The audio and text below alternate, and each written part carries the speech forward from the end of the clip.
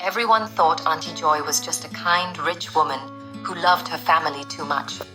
But what no one knew was what was going on between her and her nephew, Tayo. When Tayo wanted to get married, it was Auntie Joy who paid for everything. She chose the hall, bought the food, even paid for the bride's gown.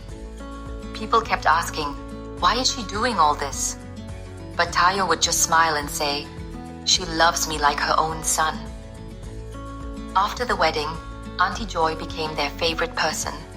She filled their kitchen every month with food. She bought meat, rice, oil, everything even when they could afford on their own. Tayo's wife, Mimi, was very happy. She would always say, God really blessed me with a good auntie-in-law. Auntie Joy lived just one street away, so Mimi started visiting her every Saturday to help clean, cook, and chat. The two of them became close. Sometimes Auntie Joy would even buy Mimi clothes and jewelry. Tayo had a shop that was flourishing, and it was Auntie Joy who set it up for him. He used to work for her before she gave him his own business. Mimi was working in an office, so the money in the house was flowing well. They looked like the perfect couple. 2 years passed, and everything looked fine. The marriage was like heaven. One Saturday morning, Mimi was supposed to travel to a nearby town for a seminar. She planned to leave the house by 9 a.m., but just as she was about to go out, the driver informed her of a minor fault with the car. She instructed the driver to take it to the mechanic for a quick service. She then decided to rest a bit before the driver would return. Not too long after, she heard a car enter the compound. It was her husband, Tayo. She looked at the time. It was just a few minutes past 9 a.m. She wondered, why is he back from the shop so early? She got up slowly and was about to go downstairs to ask him when she heard him speaking on the phone. His voice was low, but clear enough. She just left now. You can come over, babe. Let's not waste time, he said. Mimi froze on the stairs. Babe? Who is he calling babe? She felt her heart beating fast. Her mind went to one of those young girls from his shop. She was ready to catch whoever it was red-handed. Quietly, she tiptoed back to the room and closed the door halfway, leaving it just enough to peep through the curtain. 5 minutes later, she heard a car horn. She moved closer to the window to look, expecting to see a strange girl. But it was Auntie Joy's car. Mimi was angry. Why is she here? Did she want to foil everything for me? Why will she come at this particular time? She quickly tiptoed back to hide behind the living room door. The front door opened, and she heard her husband say, "You came fast. I missed you." Auntie Joy laughed and replied, "Of course. I couldn't wait. We don't get moments like this all the time." Mimi's heart dropped. Her hand covered her mouth as she peeped slowly around the corner. Mimi stood still behind the living room door, watching with wide eyes as her husband and Auntie Joy came in, holding each other tightly, kissing like people who had been apart for years. Her whole body was shaking, but she didn't make a sound. So this is what has been happening behind my back, with his own auntie. Instead of running out or shouting, Mimi slowly brought out her phone and started recording. She told herself, "Let me have proof. Let me see everything with my eyes." They didn't stop at kissing. Right there in the living room, they did things she couldn't believe. Her heart was heavy, but no tears came out. She was too shocked, too pained. But inside, she felt a strange peace. At least now I know the truth. Now I understand why she loves him so much. Why she always did everything for him. They were done, lying on the couch, laughing and cuddling like nothing had happened. Just then, the sound of a car came into the compound again. It was the driver, bringing back Mimi's car. Tayo and Auntie Joy jumped up and started adjusting their clothes quickly. Their faces changed when they heard the driver's voice calling Madam. Tayo's eyes shot up to the staircase. There, coming down slowly, was Mimi. She didn't shout. She didn't cry. She simply walked down, smiled slightly, and looked at both of them. Tayo stammered. Mimi, you didn't go? You were home all along? Yes, she replied calmly. My car had a fault. I was just resting upstairs. Tayo looked like someone who wanted the ground to open and swallow him. Mimi turned to Auntie Joy and asked gently, Ma, you didn't tell me you were coming. Is there anything you came for that I can help you with? Auntie Joy opened her mouth, but no words came out. She looked away, ashamed. Mimi adjusted her handbag and turned to her husband. Take good care of our favorite auntie. I'm late for the seminar. She walked out with her head high, leaving both of them standing like two thieves caught in the act. Tayo looked at Joy, then back at the door, then collapsed on the chair, holding his head. Auntie Joy sat down slowly too, her hands shaking. Neither of them said a word for a long time. They were wondering if Mimi saw what they just did. Tayo waited all day for Mimi to return, but she didn't. The house was too quiet. The food she made in the morning was still on the table, untouched. The next day, he paced around, looked out the window, sat down, stood up again. Nothing from her. He tried calling her phone, but it was switched off. His heart beat faster. Even if she saw something, at least she should talk. She should shout. She should fight. Not silence. Confused and worried, he called Auntie Joy. She sounded calm, like nothing had happened. Don't panic, she said. Maybe her car broke down again. Just relax. If she wants to talk, she will. But before he could think of what to do next, there was a knock on the door. Tayo opened it and was shocked to see their family lawyer standing there with a brown envelope in his hand. Good morning, Mr. Tayo, the lawyer said seriously.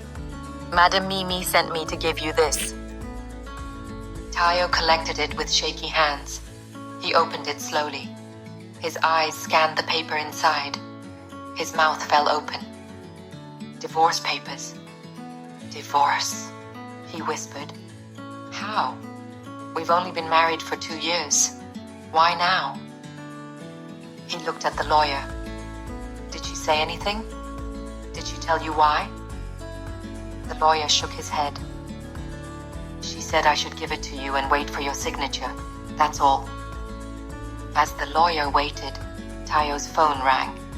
It was Mimi. Her voice was calm, but sharp, like a knife. I know what I saw, Tayo.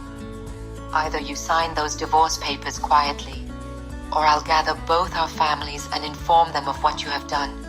You choose. Tayo dropped into a chair. His head was spinning. She saw everything? She is aware now?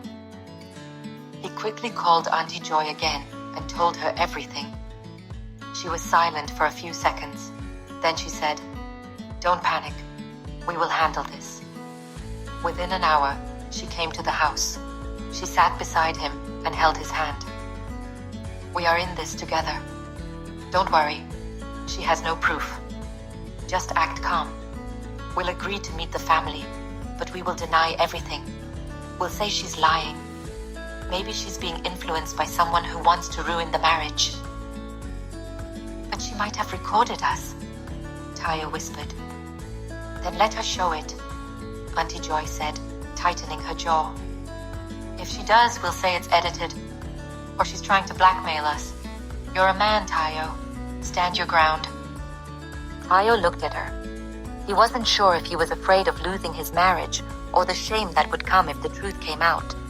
But he boldly called Mimi, insisting he won't sign the divorce paper. He challenged her to call the both families that weekend. He was certain the case would be in his favor since there was no proof. That weekend, the sitting room was filled. Chairs were arranged in a wide circle. Family members from both sides sat, ready to hear what was going on. Tayo stood up first. He cleared his throat and began. "My wife is cheating on me," he said boldly. "She wants to go back to her ex, who just returned from abroad. That's why she suddenly wants a divorce." There were gasps in the room. A few people turned to Mimi, waiting to see her reaction. But she sat still, quiet, calm. Auntie Joy stood up next. "Oh, Mimi, I thought my nephew made the right choice choosing you as a wife. I made a big mistake accepting you with all my heart," she said. "I thought you were a good woman. I even spent my money to sponsor this wedding because I wanted the best for my nephew. But look at what I got in return. A disrespectful woman who now wants to bring shame to us." More murmurs. Some nodded. Some looked confused. Then suddenly, Tayo's mother stood up and banged the table. "Shut up!" she shouted. "Both of you, just shut up." The room went quiet. "We have seen your shameless act. You think nobody knows what you both have been doing?" She turned to her son. "You slept with your own auntie, your mother's sister, and you stand here to accuse your wife." Now all eyes turned. The silence in the room was thick. Tayo's face turned pale. Auntie Joy's hands started shaking. That was when it became clear. The truth was out. Mimi stood up slowly, pulled her phone from her bag, and handed it to Tayo's mother.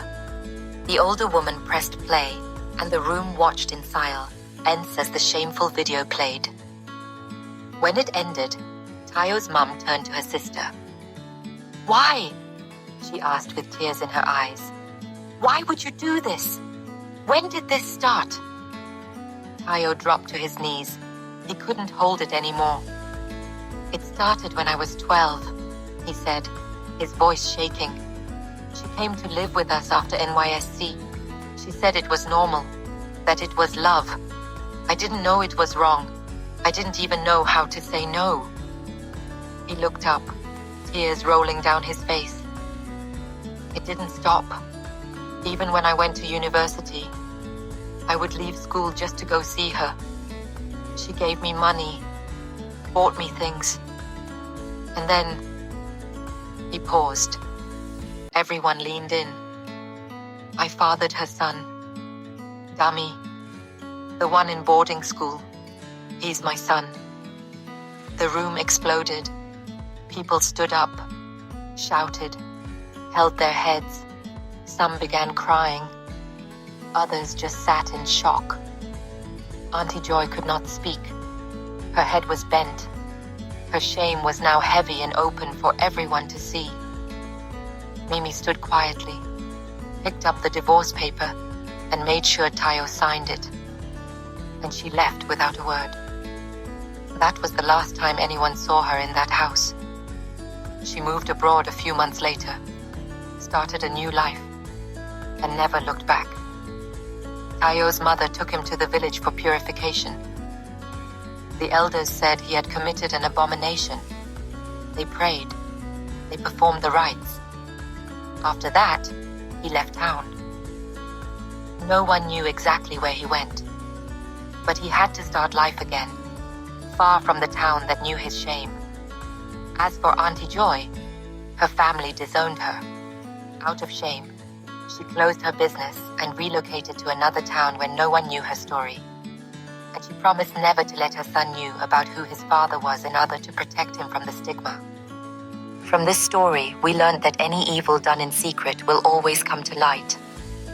No matter how long it hides, the truth always finds its way out. And when adults abuse the trust of children, it can destroy many lives. Protect children, respect family bonds, and never mistake evil for love.